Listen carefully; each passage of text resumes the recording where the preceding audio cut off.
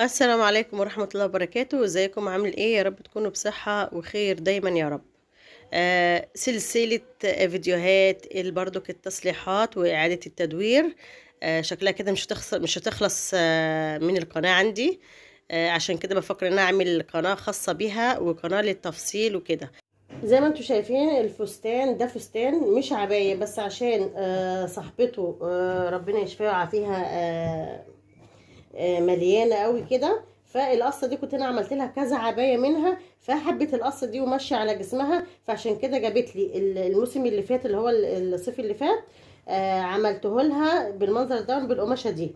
وانا برضو اللي مبطناه هو كده متبطن اهو، متبطن. فانا برضو عملته لها، فجات لي عايزه تغير بقى من شكله. قالت لي ينفع ان انا اغير ده واعمله حاجه تانية. وبالقدر كده ان كان في قماشه اهي فاضله من القماشه ذات نفسها دي كده. فانا طبعا اول ما شفت عرضها، العرض ده لازم يساوي نفس الطول ده طول الصدر. فلقيت ان هو يقضي وزياده، وبرده ان هو واخد عرض القماشه كلها، يعني دي تقريبا نص متر او 40 سنتي بعرض القماشه كلها. فدي هنا هننفع. فاحنا هنعمل ايه بقى؟ هنفك خالص الجزء ده كله بالاساور، يعني هنفصل الجزء ده، يبقى ده حته ودي حته، وادي الجزء ده برضك لوحده خالص. تمام. فاحنا هنفكه وبعد كده هوريكم ازاي هيتعمل ان شاء الله بقى ايه عند المكنه باذن الله. احنا كده على المكنه فصصنا كل العباية او الفستان من كمام واساور، والبدن اللي هو ورا قدام، والجسم والحزام والجزم اللي تحت دون زي ما هو مع بعض. دلوقتي احنا هنجيب الجزء اللي هو كان فايض من الفستان دون من ساعة ما عملته، وهنطبقه على 4 لغاية لما يجي المقاس بتاع الربع بتاع اللي انا عاملاه الاولاني الذهبي ده. هو لو تلاحظوا ان انتم من على الجنب كده الناحية المقفولة دي فايض منها حتة برضو كان استفيد بيها. تمام. انا بعلم كده علامة بما ان ده مقاسه مظبوط عليها، لا ضيق ولا واسع. فهناخده كباترون نرسمه طول وعرض والحردة الجيرو وكل حاجة كده. تمام. نشيله بعد ما علمنا كده وهنبتدي نقص. عايزه اقول لكم ان الفستان او العبايه دي انا بالقدر كده هي كانت عندي بقالها اسبوع بس. اتفاجئت ان اليوم اللي انا قصيت فيه كان بتصل بيها بقول لها الفرح امتى، قالت لي ده تاني يوم يعني بكره. فحتى لو تلاحظوا في اول الفيديو انا عاملاه بالعبايه اللي انا هروح بيها المحل، وكنت لابسه الشنطه عاملاها كروس والطرحه على اساس ان انا هنزل. ورحت جبت بسرعه الرينج لايت وصورت الشغل اللي انا عملته، وروحت في نفس اليوم رحت المحل عملته الحمد لله الحمد لله في نفس اليوم خلص. فيعني سبحان الله. بصراحة المدام دي قرفتها معايا كويسة جدا في حاجتها كلها اللي انا بعملها لها. تمام كده.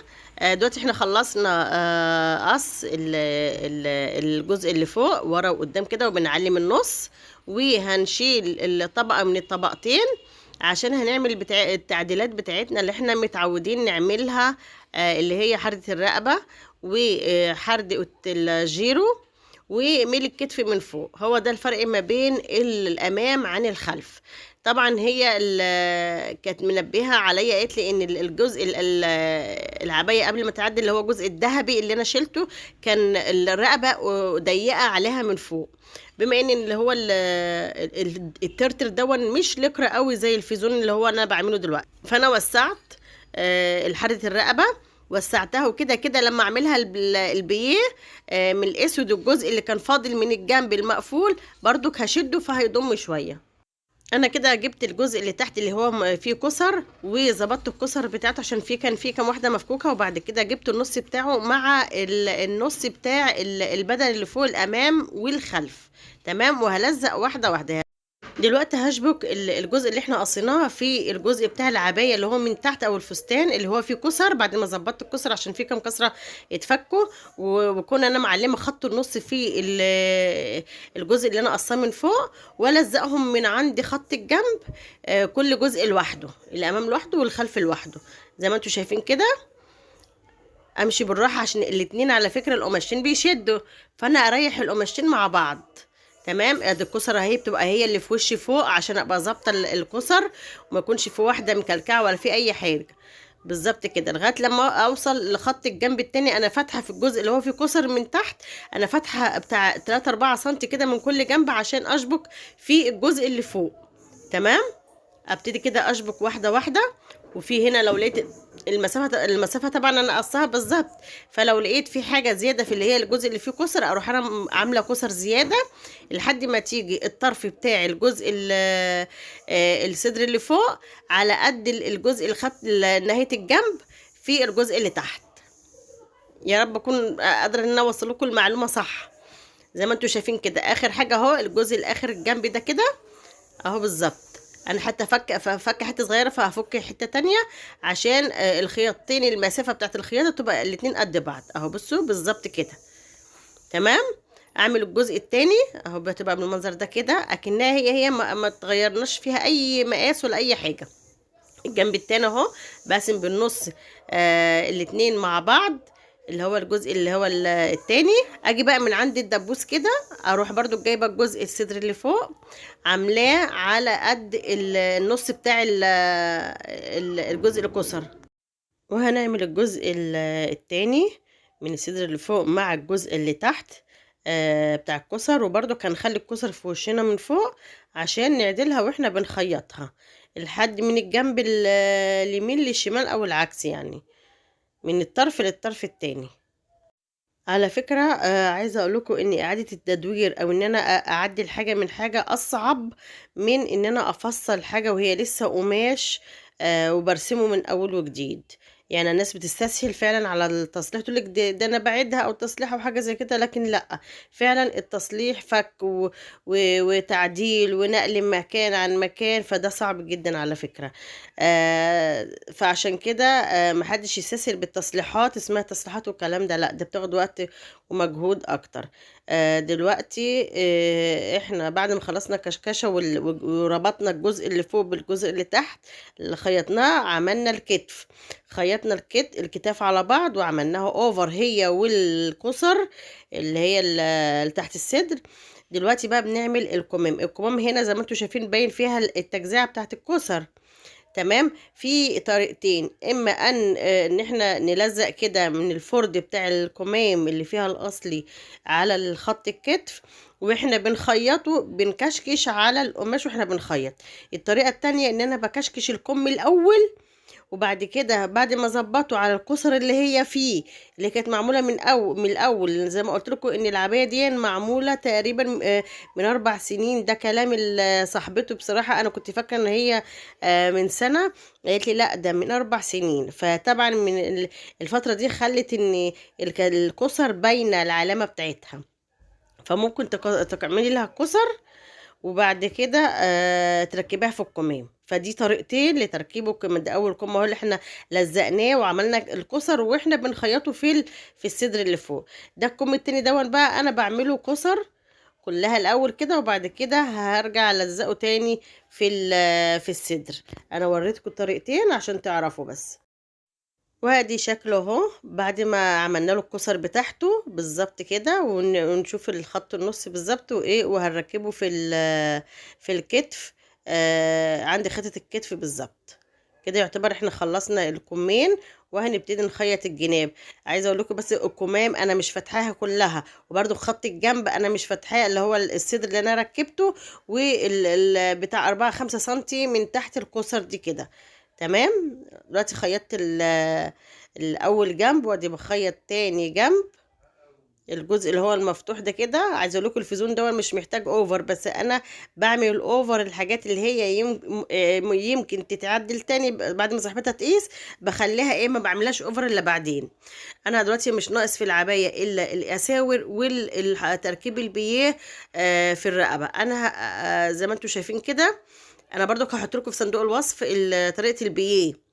انا الحردة دي عاملاها على الذهبي اللي هي بتاعتها الاصليه، الجزء اللي فوق اللي احنا شلناه. فهي قالت لي ان ده بيبقى خانق على رقبتها، فانا قلت لا هوسع شويه زياده شويه في الرقبه الاماميه والخلفيه، وكده كده لما باجي احط البيه بشده شويه فبيلم معايا الرقبه. لو حتى وسعوا. ده ميزة على فكرة الفيزون او البيه الفيزون عامة، بيلم الرقبة لو هي وسعت منك. دلوقتي انا بجيب الشريط بتاع البيه، بحط وشه ليا ووشي برضو بتاع الرقبة ليا انا، فاهميني؟ يعني ايه، ظهر في وش. وبعدين اخيطه على الحرف كده لحد ما اوصل لعند الطرف اللي انا بديت منه بالظبط، عند اخر غرزة للطرف التاني.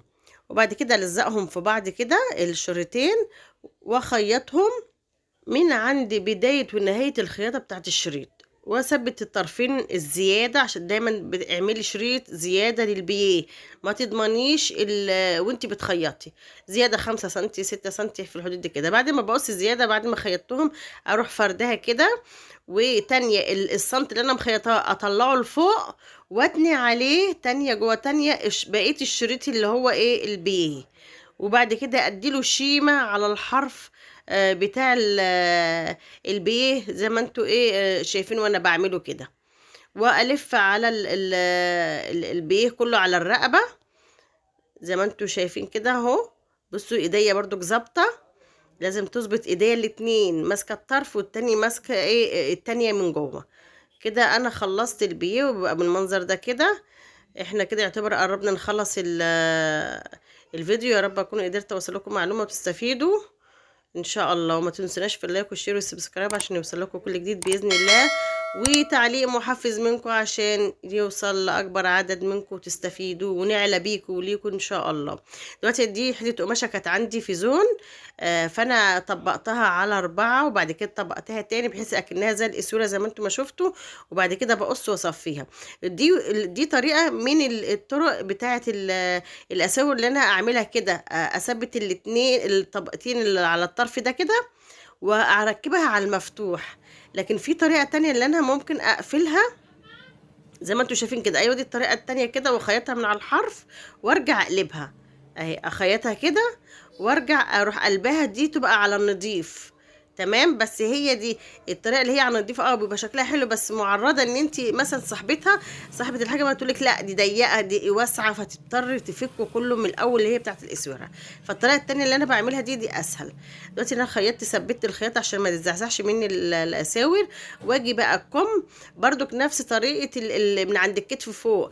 انا الكم واسع، فانا بعمله من الطرف كده واكسر، اعمل كسر وانا بشد الاسوره بشدها واروح عامله كسر كده واعملها. يا اما برضك اعمل الكم كسر وبعد كده اركب الاساور، يعني نفس طريقه الكم من فوق. دلوقتي انا عملت الاساور وبخيطها اقفلها، هتبقى بالمنظر ده كده زي ما انتوا شايفين اهو. ده الايد ايه اليمين وادي خلصت اهي، وبرضك التانية الايد الشمال اهي. بس مش عايزه اطول، بحاول انا بطولش عليكم الفيديو. وادي دي كانت عندي صحبه ورد وعرضت عليها ان انا احطها كده، وكان المفروض يبقى فيه على الكم بس للاسف ما لقيتش، وبرضك ما قالت لا في الاخر وعملته من غير الورده دي. وهي دي شكلها كده. واشوفكم على خير والسلام عليكم ورحمه الله.